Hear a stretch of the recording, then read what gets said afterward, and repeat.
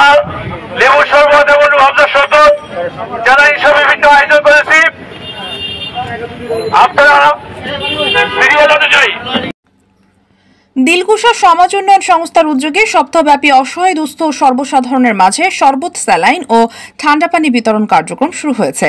সার্বিক ব্যবস্থাপনায় জনাব নুরুল ইসলাম চৌধুরী নুরু, বিশিষ্ট ব্যবসায়ী, সমাজসেবক এবং দিলকুশা সমাজ উন্নয়ন সংস্থার সভাপতি।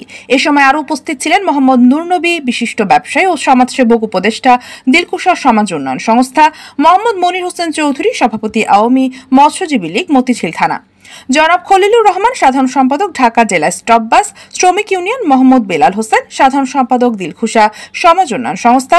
সার্বিক সহযোগিতায় আহমদ ইসলাম পুতুল, মিজানুর রহমান মনা, ইমারত হোসেন, বাবলু হোসেন, ইউনুস, সোহেল মাদবর, আব্দুল গাফফার, বাদল ও জুয়েল খান।